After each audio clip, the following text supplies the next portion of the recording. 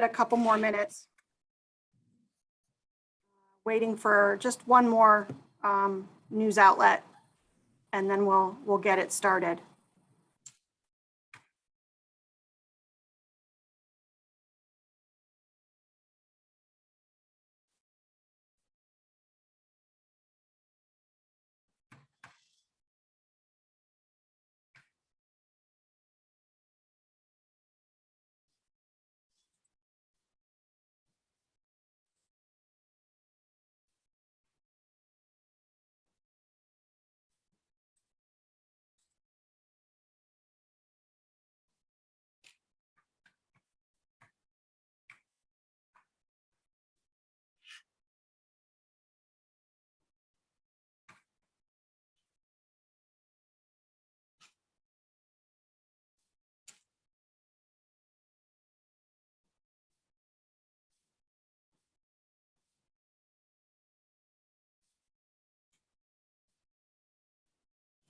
Okay, good morning, everyone. My name is Michelle Stradowski, and I'm the Chief Public Affairs Officer for the Great Lakes Water Authority. We're here today to share an update on the status of the 14-mile road water main break and to announce the use of some innovative new technology to enhance the life of the pipeline. There has been a tremendous amount of collaboration put into this plan. So today we're going to be joined by a series of leaders who are critical to its creation and to its implementation. Today, you're going to hear from Suzanne Coffey, who is the interim CEO for the Great Lakes Water Authority, Jim Nash, who's the Oakland County Water Resources Commissioner, Cheryl Porter, our Chief Operating Officer for Water and Field Services for GLWA, Mike Higgins, the Business Class Director for Condition Assessment and Rehabilitation for HDR, GLWA's contractor on this project, as well as Karen Mandora, who's the Director of Public Services for Farmington Hills. Following the speakers, we will have a Q&A session. And now I'm going to turn it over to Suzanne. I would ask that each speaker say and spell their full name and provide their title and organization before they begin speaking. Thank you very much. Suzanne? Yes, let me get here. Sorry.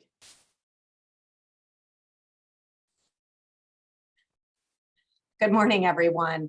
As Michelle, let me start with the whole Suzanne Coffey, SUZANNECOFFEY.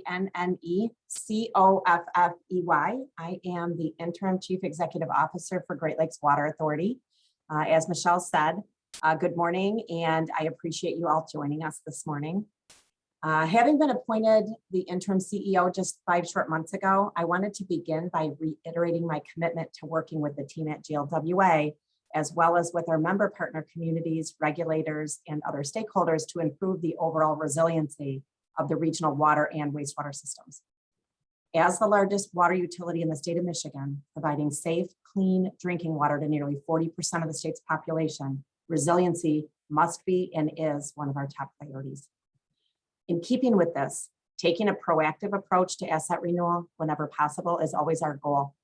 However, we understand that we must balance this with our commitment to maintaining a high level of service to our member partner communities. I believe that the repair and renewal for this segment of transmission main along 14-mile road, which you will hear about this morning, is the perfect example of this balance.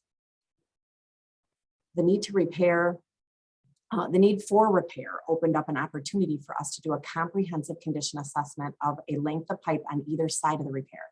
This length of pipe is normally closed and highly pressurized, and therefore is not easily taken out of service. Understanding what needed to be done and how it could impact our member partner communities, we knew that we needed to seek their input on which of a number of possible strategies would work best given what was currently going on in their local systems. We are committed to not just hearing them, but really listening to their concerns. In the end, I'm confident that this collaborative approach helped us to identify not only the best, but the right solution. I am thankful for the outstanding collaboration that we have had with our member partner communities, our stakeholders, and fellow utilities throughout this challenge. And I appreciate the patience of those residents who have been inconvenienced due to the continuing work. I know that it has not been easy. I am especially thankful to our member partners from the city of Farmington Hills, West Bloomfield Township, and the Oakland County Water Resources Commissioner's Office for their collaboration and commitment to doing whatever it takes alongside GLWA to keep the water flowing for everyone. I want to give a special shout out to West Bloomfield Township for their willingness to open emergency valves, which has been pivotal in maintaining service to communities west of the break.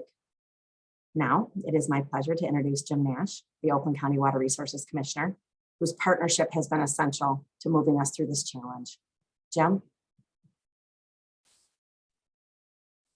Howdy, folks. My name's Jim Nash, Jim-Nash. I'm the Oakland County Water Resources Commissioner. I just want to say our entire region depends on safe, reliable water, sewer, and stormwater systems. And as Suzanne just said, resilience is extremely important. We need to be able to react to understand things before they happen so we don't have big issues in the long run. You know, I'm pleased to say that in this region, we've been working together for a significant amount of time now. So we've been working on everything from drinking waters, rates, the wastewater master plan for the whole region. All these things have been done through extremely long coordinated efforts between our local communities, the positions, countywide positions like mine around the region, and the Great Lakes Water Authority. So this is very important that we're doing these things. And again, what happened in Farmington Hills, I live in Farmington Hills. So not only am I in charge of the systems state countywide, but I also live in the city that was affected by this. And again, both as a resident of Farmington Hills and in my office, I want to join Suzanne in thanking West Bloomfield for what they did, because they've been a great regional partner in a wide range of areas. But in this specific incident, they really helped us to make sure that this didn't affect a much broader range of folks than it ended up doing. So their partnership means a lot, and I really appreciate that. This is something that we need to be doing together to find these solutions, because this is something that we have to constantly do. We're always making our infrastructure more sustainable, more long-term, resilient, and making sure our service is as good as it can be. This is again a main break that happened in 2017. We were very much more prepared for it this time, so we didn't have the impact on a wide range of communities that we had last time. So going forward, we need to make sure that this is done in a coordinated way whenever we have to respond to anything, whether it's a water main break or anything else. So I want to say that the Oakland County Emergency Operations Center played a role in this, making sure that we were all coordinating, getting the information we needed. This is something that we need to be doing long term. And I'm really glad that the Great Lakes Water Authority has taken this opportunity to really look at the whole line here. Having 2 breaks in an area in 4 years, it means that we need to make sure that we're doing this right. This is an older piece of infrastructure, and we need to make sure that it's going to be in working order for as long as we can. So we're able to do this. We're able to take advantage of this service break right now for this part of the pipe, so we can inspect it. And that's something that we need to make sure that we're doing in all our infrastructure. But this case really brings it to a point that we need to do this to make sure that we don't have these kind of things happening repeatedly. Being proactive is a huge leap forward, and I'm really proud of what we've done as a region. Great Lakes Water Authority has really served well in this area. Again, we'll be hearing from Farmington Hills, and we work with Farmington Hills. My operation does operations and maintenance for Farmington Hills, so we're very familiar with what goes on in this community. And again, all our systems are operating as best as we can, and we need to make sure the investments that are coming to us now in the near future are going to be done in a way that's really regionally focused, and we're all working in that same direction. So I'm glad to be here today, and I look forward to answering any questions going forward. Thank you now. Oh, I'm sorry, I'm going to introduce Cheryl Porter from Great Lakes Water Authority. She's going to be talking about the next section. Good morning, Cheryl, Cheryl Porter, Porter. Thank you, Commissioner Nash. Before I provide background on this work and details on the proactive solutions that we're putting in place, I want to reiterate what you and Suzanne have already stated. It is critically important to protect and build resiliency in our water system. And the collaboration we're taking to do this is tremendous.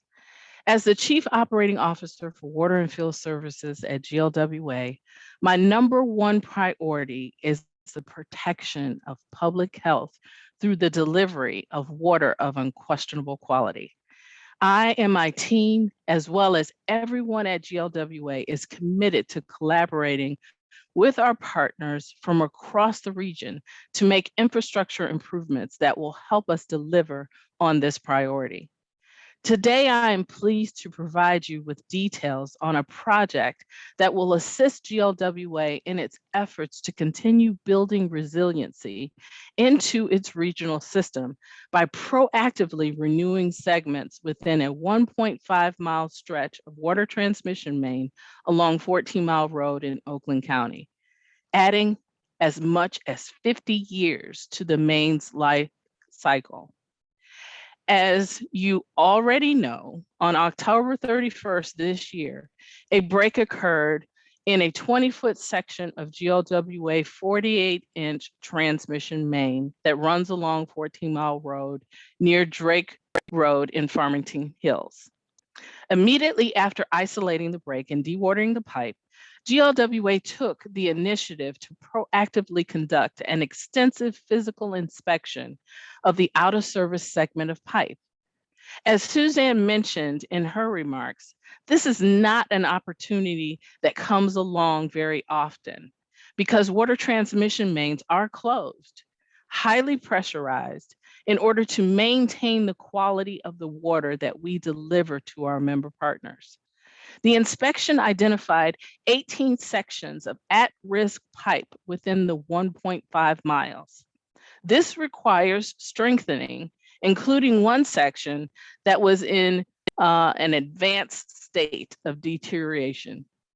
After extensive discussions with GLWA's member partner communities directly impacted by the break, it was determined that the most prudent course of action to protect public health and safety would be to extend the timeline for the repair of the original break to include the renewal work identified in the inspection. I will let Mike Higgins, our next speaker, provide you the specifics around that renewal effort. It is important for me to note that GLWA will also be installing 2 new valves along the 1.5 segment of pipe, which will provide GLWA with additional operational flexibility to help maintain levels of service to member partner communities serviced by this transmission main. The work we are doing to effectuate the repair to this main break, as well as to extend the life cycle of the 18 at-risk pipe segments within the 1.5-mile stretch in Farmington Hills, is critically important. However, just as important is the work that we are doing simultaneously as a part of GLWA's capital improvement plan to conduct a 7-mile-long north-south pipeline loop.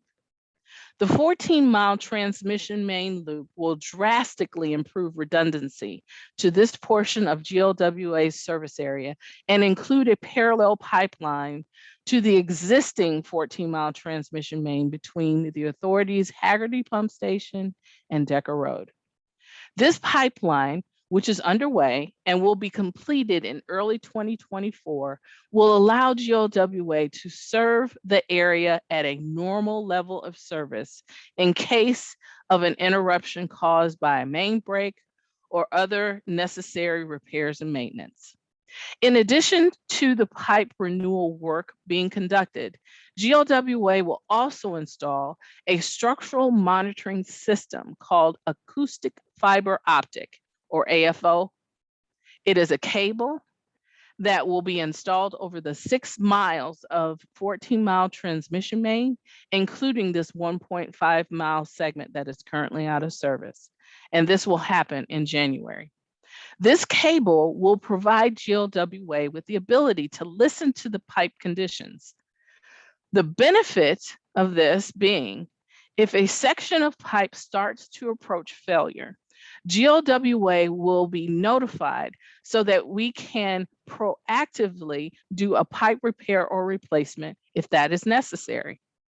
The installation of the AFO is a pilot program that will allow us to have an evaluation phase so that GLWA may choose to install this elsewhere in the system. As you've heard, our work to repair this recent water main break has been well coordinated. I want to say a special thank you to all those who have participated in the Oakland County Emergency Operations Center, which has allowed a central forum for real-time information sharing and the solving of critical issues. I'm also incredibly proud of all of our team members from throughout GLWA for their ongoing work and innovative approaches to ensure we continue delivery of water of unquestionable quality to the region. My heartfelt thanks goes to all of you. We would not be able to keep our work moving forward in a timely manner without your efforts. Now, to take us through the technical details of the innovative technology used in this project, I'll turn it over to Mike Higgins, the Business Class Director for Condition Assessment and Rehabilitation. He is part of the HDR organization, which is a GLWA consultant. Take it away, Mike. Thank you, Cheryl. It's a pleasure to be with you all this morning. My name is Mike Higgins, M-I-K-E. Higgins is H-I-G-G-I-N-S. And as Cheryl mentioned, I'm the Director of Condition Assessment for a consulting firm called HDR. For the last 20 years, I've been helping the industry manage buried infrastructure. And buried infrastructure is particularly challenging to manage because it's exactly that. It's buried, you can't see it. But the good news is that engineering and technology is rapidly advancing in this topic area, and is providing insight on how to manage pipelines like the 14-mile road transmission main. I'd like to share some of these advancements with you today and how GLWA is using them on this pipeline and more broadly for their full system to identify deteriorating sections of pipe before they approach failure so they can proactively repair them and minimize the likelihood of failures in the future. So Michelle, if you wanted to put up the PowerPoint presentation, that would be good.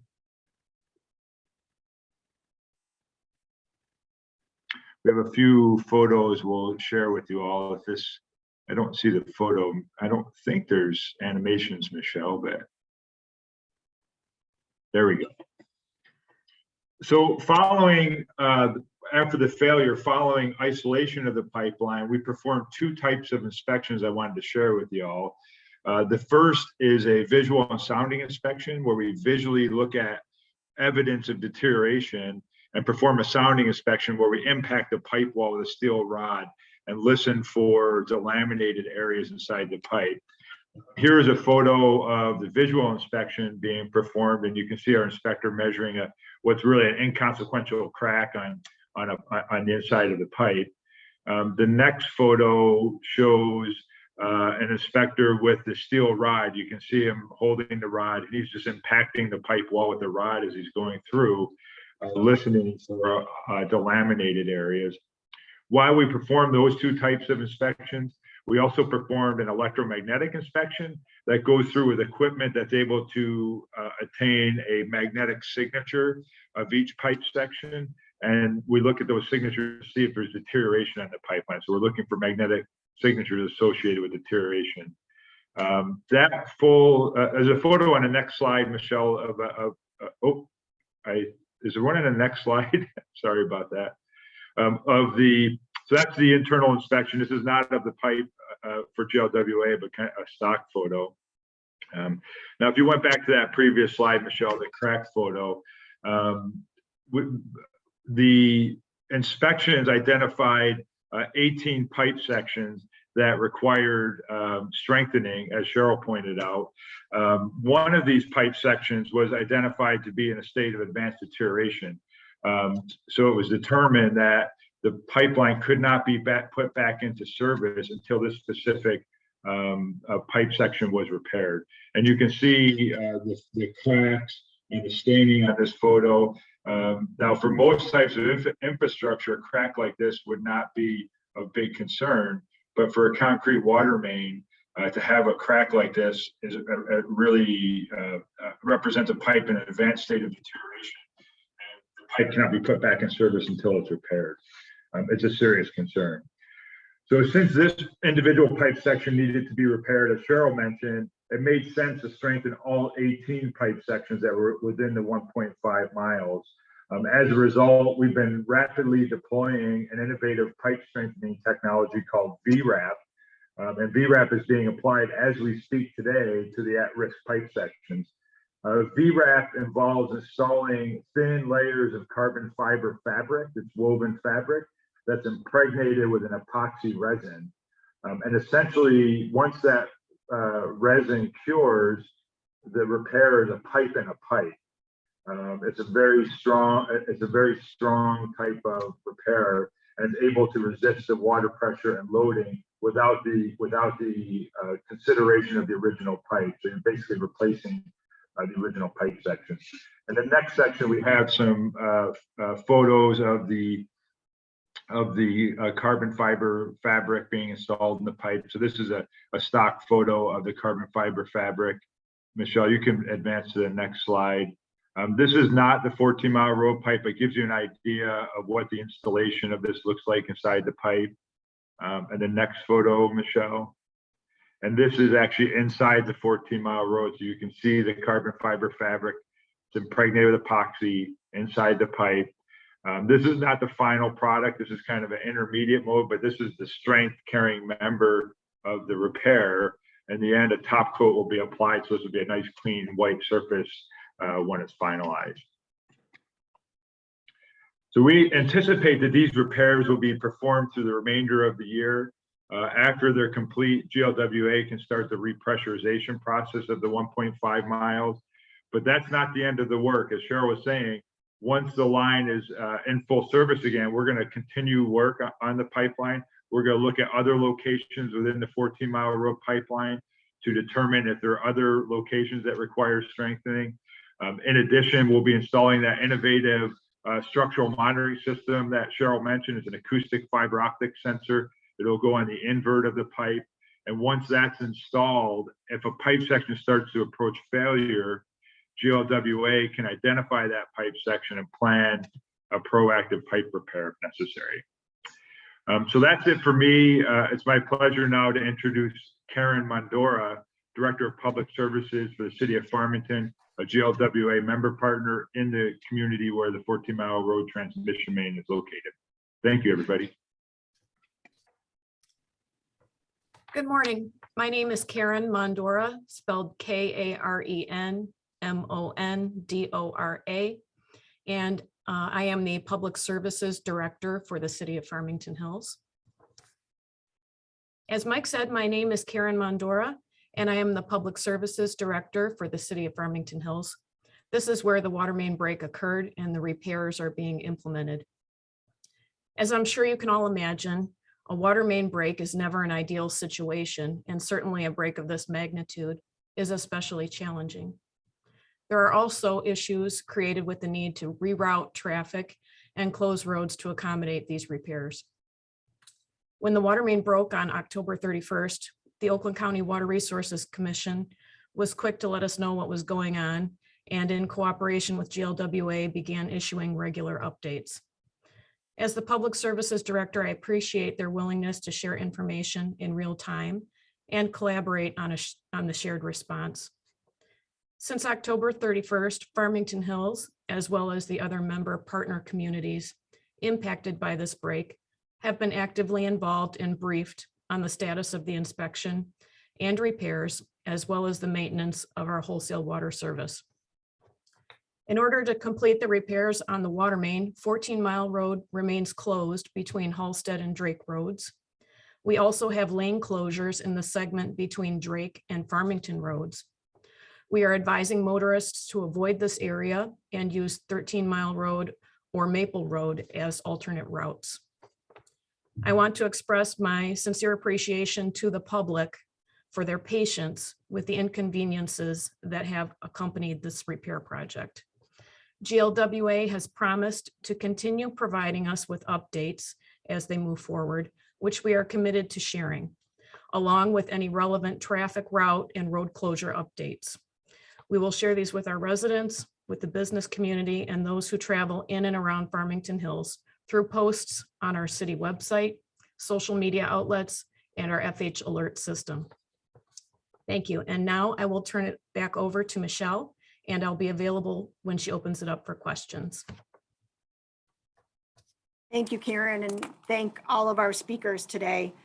I think it's important that, GLWA really believes in transparency, and that's what we've wanted to do here today is, bring you up to date. It's been a little bit of time since we last updated everyone on what has been happening on 14 Mile. We're using innovative new technology, and that's also something we wanted to share with you. So at this point, I'd like to open it up for questions. To ask a question, you can raise your hand using the Zoom function found at the bottom of your screen, and we'll take folks in the order that their raised hands appear on the screen.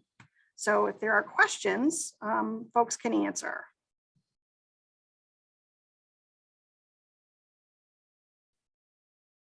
Okay, well, thank you. It looks like there's no questions. So I appreciate everyone for being here today. Thank you to all of our speakers. And we will be sending out the news release and the background visuals that you all saw today, as well as a video of today's news conference. All this material will also be available on glwater.org, our website. And if you have any additional questions, you can send them to media@glwater.org or reach out to myself or Ashley Chattel from Fleischman Hillard, which I believe everyone has all of our information. Thank you all very much for coming today.